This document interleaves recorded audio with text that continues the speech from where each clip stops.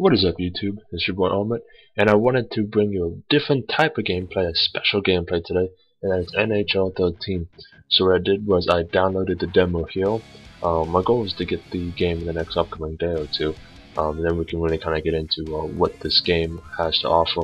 But what I've seen so far is a lot of what they had last year. You have your single game, your season, your tournament mode, your online mode, and you have your fantasy hockey team, in which you get packs of cards in which you can assemble what you think is like the greatest team ever. You get jerseys, you get players, you get skills, all that. It's a lot of fun, and whenever I get it, I'll do a little tutorial on it. But the main point of today's topic, the most exciting thing that's happened in a while, today is the official start of hockey season. Yes, hockey is back, my friends.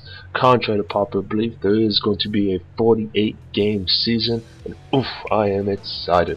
So now, for people who don't know, when the end of last season, a lockout occurred between the players and the owners over money, when they could and could not enter free agency, and a share of the profits.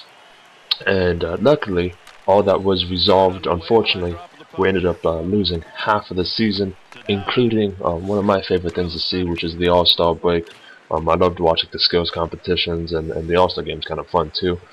Plus, unlike other sports, I don't know if you noticed, but when you see the hockey All-Star game, how much is you vote in players, and then you get the two captains from each of the two divisions, and the captains then pick their team. So it's really kind of cool. So it's not kind of like what you normally get with the baseball or football or something, where it's the same people going. You can only watch, or like baseball, I think is the worst of this. It's sometimes you get the entire Yankee starting roster, and that's your team. It's really not so fun. But anywho, I'm off topic. I'm excited. So this season, season's back. The schedule is actually going to be played in almost like, I think they call it like a matrix style thing, in which all the games mainly are going to be within your division. You get one or two outside of the division, but you're mainly going to have to focus on the teams, so that every win's important. And this is one of the things that I love to do when you're playing the NHL games. You hit the Y button on the Xbox or the triangle button on the PS3 if you're playing, and you can pretty much fight anybody at any point. It's a lot of fun. I think I do this like 3 times in the game, because here's the thing. In the hockey games, you change out your defense and you change out your forwards. And what happens is, if your top defensive line is kind of, they're kind of struggling, but you need to keep them on the ice, because in this case it's a 1-1 and it's a 5-minute period, because that's all the demo allows. If you win the fight, you can regain all of your energy, all of your stamina, and you don't have to keep them out. Or it's also very useful towards the end of the games, when maybe all 3 of your lines are half or share no half, and you're constantly toggling, trying to keep at least some distant people in there. Go! Sorry, that may be soccer I'm bringing in. But my point being is that the fights can be a great way to kind of boost the energy of your team, though you kind of have to use them carefully, because the other team's energy also can get picked up. So it's kind of like a gamble, but if you win the fight, your team will completely regenerate all of its energy, while theirs will only be a portion. So it can be a useful trick to have. But back to real life hockey. So tonight is opening night. I'm going to be going to my favorite team's game. It's the Tampa Bay Lightning. They against the Washington Capitals. They play at 7 o'clock tonight.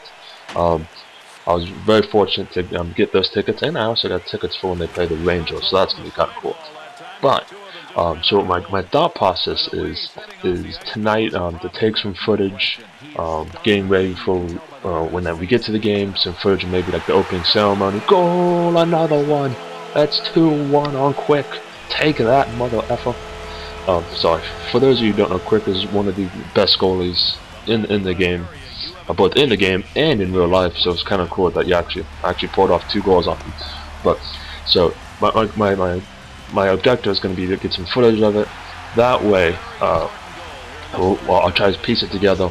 And for those of you who've never been to a hockey game, we'll kind of get the feel for the passion and the excitement that you get for when you go to them. So I think it'll be a lot of fun, and hopefully it'll open up some of the eyes of some of my fans out there that's never been to one.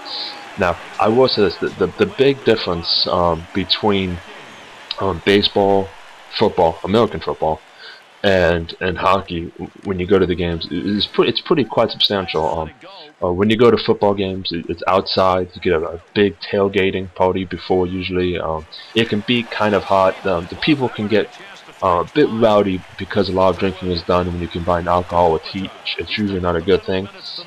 They can be fun, but at the same time, or if you're up north, it's snowing and it's cold and it's miserable. I find football games much better to watch on TV, in home, on your high screen, high definition, relaxing with the beer. Can't beat it. Now, baseball, on the other hand, it's kind of a mix of where you go, because part of the really amazing thing about baseball is depending on the stadium that you go to. Because some of these stadiums out there, oh my God, you need to see these things. The one where the Giants play, where it sits on the bay, where when somebody hits a home run, they're hitting it into the water. So you have like these boats and kayaks that line the water to see it, or you get, or even you have the indoor stadiums like you have where the Devil Rays, or actually the Rays, play. It's completely indoors. It doesn't matter what the temperature's like outside. It's always nice and cool. So there's a ton of to go to. So sometimes the experience of seeing a new stadium, seeing your favorite team play, it's definitely worth it. Plus, with baseball, unlike the other two sports that I mentioned, the players before the game will come out to like the railing side, or first or third base side, and you can actually meet some of your favorite players and get autographs before, and it's really kind of cool, the fan interaction that they do. While hockey and basketball and football, they don't do that. So that's one big perk. You actually get the chance to meet your fans. But now hockey, on the other hand, hockey is a completely different animal, because with the exception of the game that they play in the park in New York, they're always indoors. It's always a little bit cool, so you never have to worry about it being hot outside. Well, it's indoors, and because you have ice. Two, there's always delicious ice cold beer flowing, because what is better than hockey and beer? I'm just saying. And the fans, oh my gosh, the fans are some of the nicest people that you will ever meet in your life, especially if you're actually there rooting for the home team, and there's a lot of home team fans there.